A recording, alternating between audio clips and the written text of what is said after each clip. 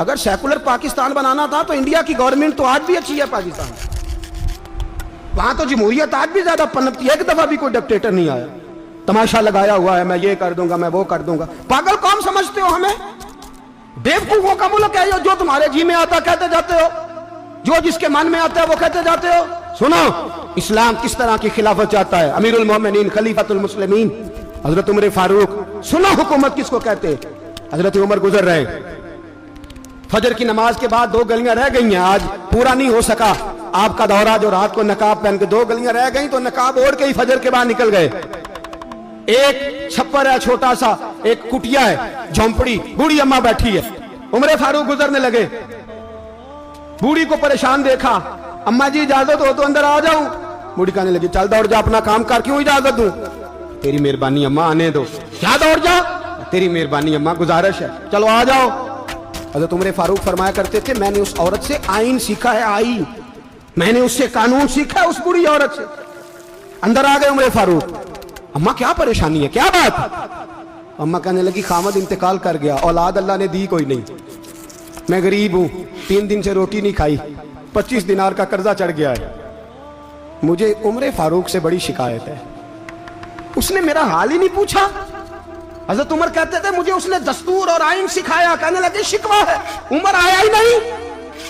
حضرت عمر کہنے لگے اماں، عمر کو کیا پتا کہ تو اس حال میں ہے، اماں دستور بیان کرتی ہے، اماں جمہوریت کا اعلان کرتی ہے، کہتی ہے نہیں پتا عمر کو، تو عمر سے کہو چھوڑ دے حکومت، اس کے حوالے کرے جو خبر رکھ سکتا ہے، نہ ادھر ادھر کی تو بات کر، یہ بتا کہ قافلہ کیوں لٹا، مجھے رہزنوں سے غرض نہیں، تیری رہبری کا سوال ہے، عمر سے کہو چھوڑے حکومت، اس کو دے جو پتہ رکھ سکتا ہے۔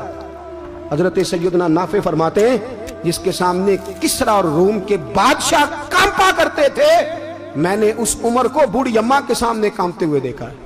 راشا طاری ہے عمر فاروق کا، دوڑے گئے، 25 دینار لائے، راشن رکھ کے لائے، روٹیاں پکائیں، بوڑھی اماں کو کھلائیں، کہنے لگے اماں 25 دینار لے لے اور چل، غلطی ہو گئی، عمر کو معاف کر دے۔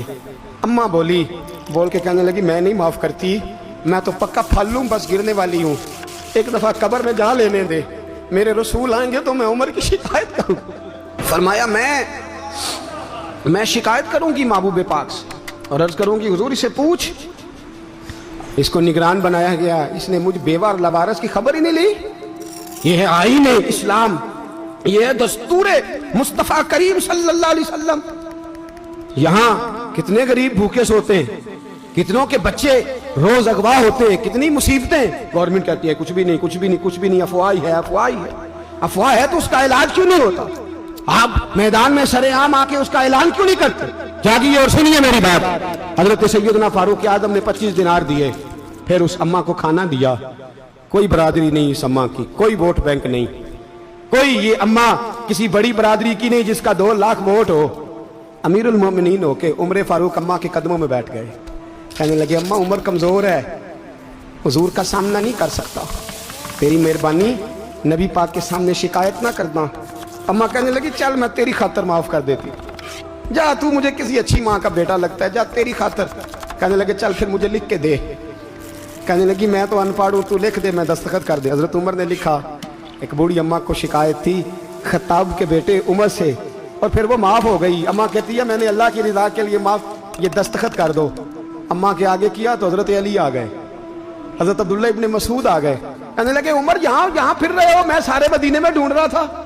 اماں اٹھ کے کھڑی ہو گئی، ہائے میں مر گئی، یہ عمر تھا، یہ میں نے کیا کیا؟ حضرت عمر کہنے لگے اماں نہ، اپنے وعدے پہ قائم رہ، تو نے جو کہا تھا اس پہ قائم رہ، ہمیں تو بتایا گیا تھا یہ والا نظام پاکستان میں آئے گا، یہ کہا تھا قائد اعظم نے، یہ رنگ ملے گا تمہیں۔ کہا ماں تو وعدے پہ قائم رہ، لکھ کے دے۔ لکھا، اماں نے سائن کیے، پھر حضرت علی سے کہنے لگے بطور گواہ آپ بھی سائن کر دو، پھر عبداللہ ابن مسعود سے کہنے لگے آپ بھی سائن کر دو۔ سائن ہو گئے تو جناب عمر نے رکا لپیٹا، حضرت علی کو کہنے لگے علی تو میرا دوست ہے، میری صبحوں اور شاموں سے واقف ہے، علی تو میرا رازدار ہے یار، مجھے یقین ہے کہ میں تجھ سے پہلے مر جاؤں گا، جب عمر کا انتقال ہو جائے تو یہ رکا میرے کفن میں رکھ دینا، یہ رکھنا میرے کفن میں۔ علی کہنے لگے پھر کیا ہوگا؟